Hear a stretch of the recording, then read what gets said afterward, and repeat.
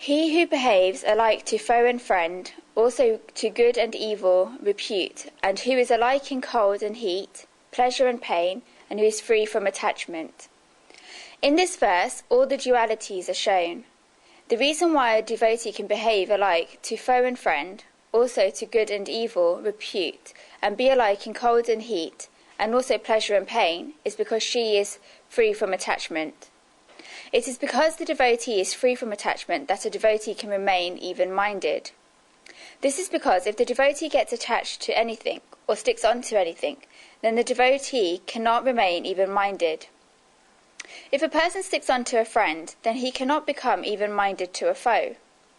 If a person sticks onto a good reputation, then he cannot remain even-minded if he gets a bad reputation.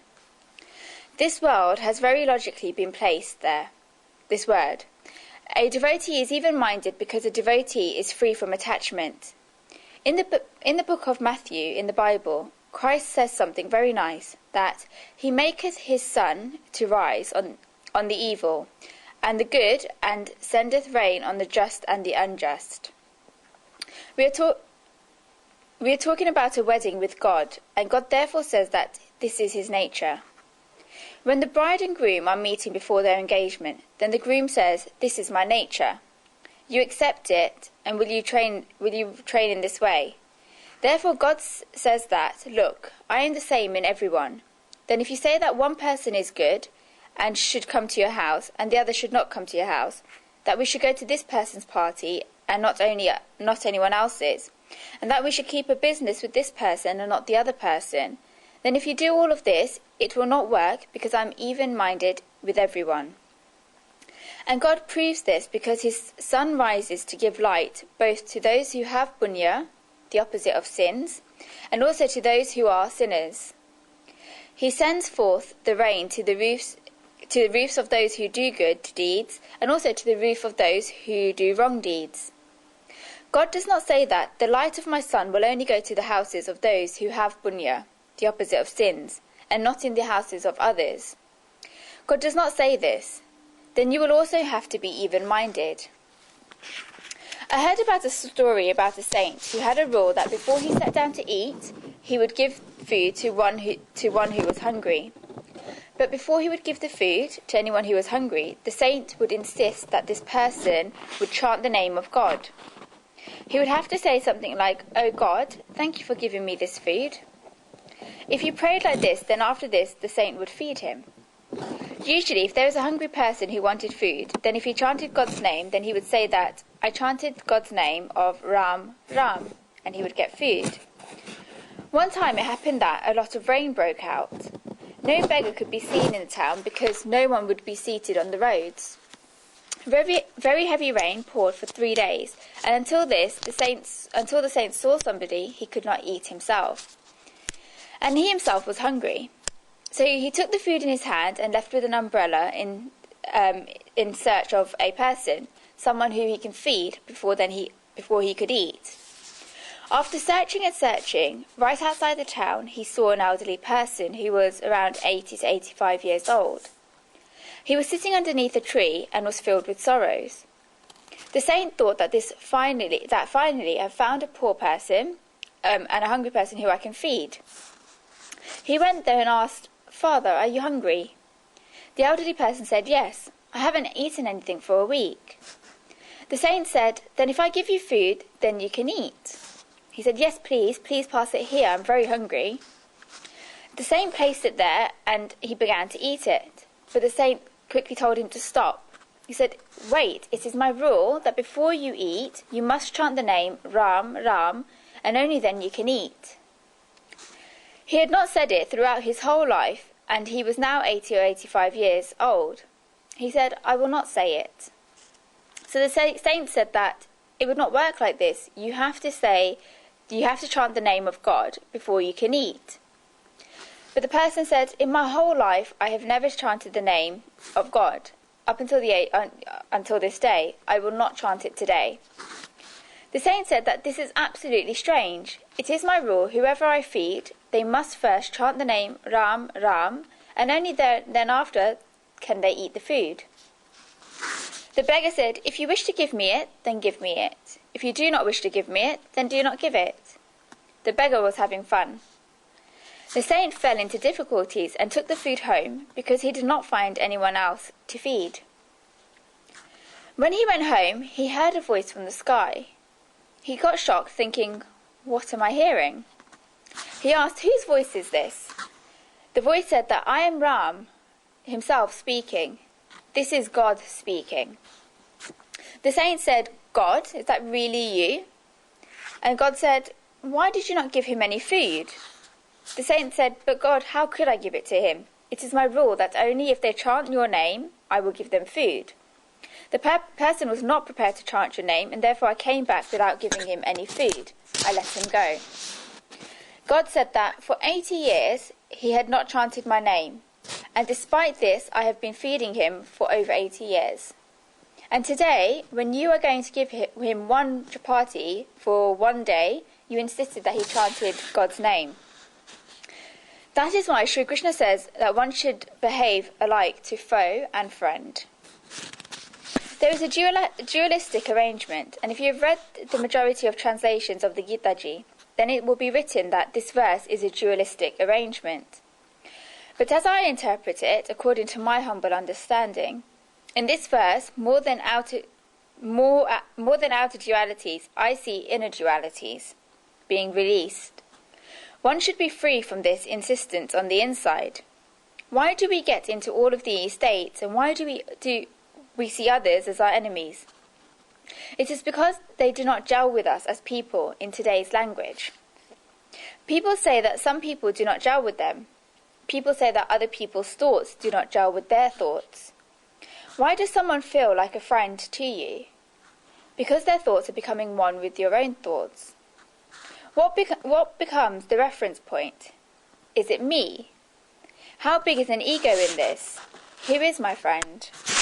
It is one who speaks like me and who thinks like me. Who is my enemy? It is one who does not think like me and is not thinking in the same line as me. This person becomes an enemy. Who am I that I am measuring the whole world according to my measuring tape? That is why Sri Krishna says that one should behave alike to foe and friend. The person always thinks that God is making the person live. In fact, because he is living, this means that God has some wish towards him. It is because of God's grace towards him that he is living. And if God has grace towards someone, then why should I have a hopeless attitude towards them? How can I leave that person? One should behave alike to foe and friend. One should also remain even-minded whilst one has a good reputation, and while one has a bad reputation. When the 13th chapter comes, then the 7th verse of this chapter says, Amanivtvam adambhivitvam, ahimsa kshanti arjvam, akarcho pasanam shokam, staitriam atmavingraha.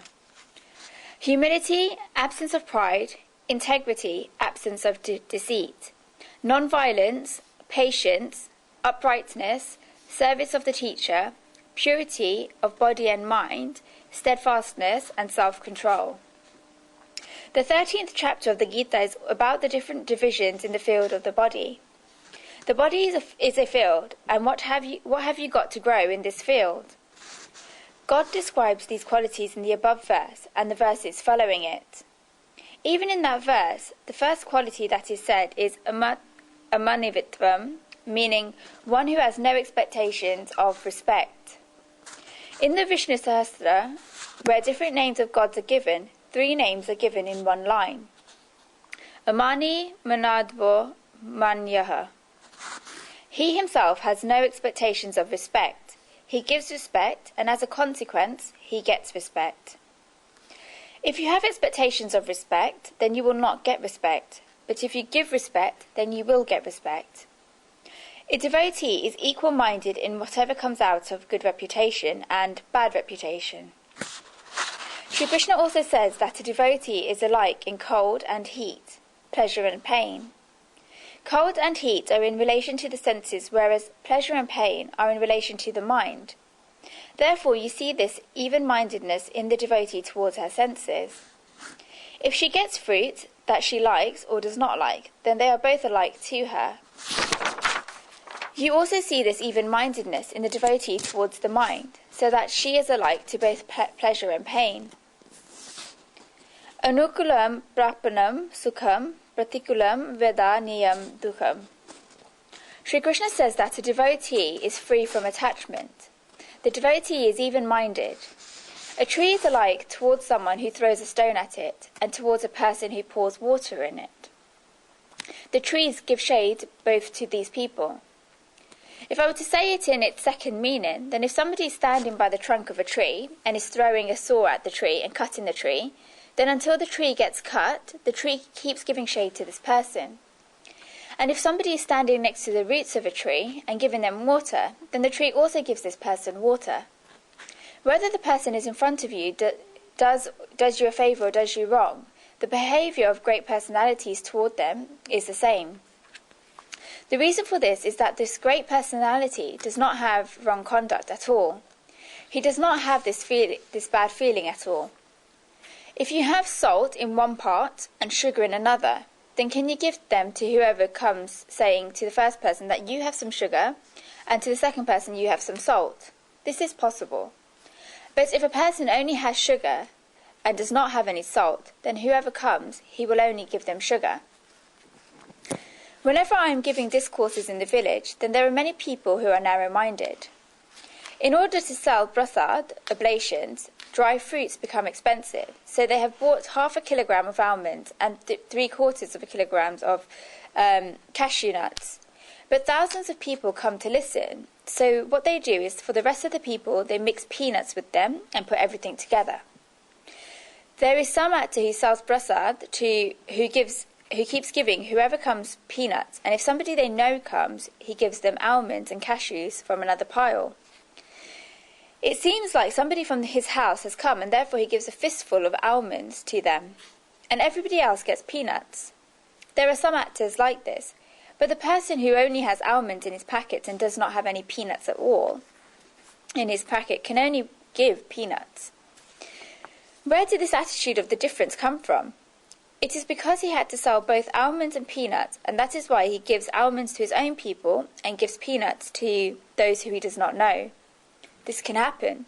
But the person who only has almonds in stock and has no peanuts can only give almonds to whoever comes and not peanuts. In the same way, a person who only has love, no ill will towards any being, friendliness and compassion, the qualities with which we started, and only has positive feelings and only has positive emotions, then how can he give others wrong things? These items must be in stock for him to give them to others. But he does not have these items in stock. That is why he is even-minded towards all people. End of verse.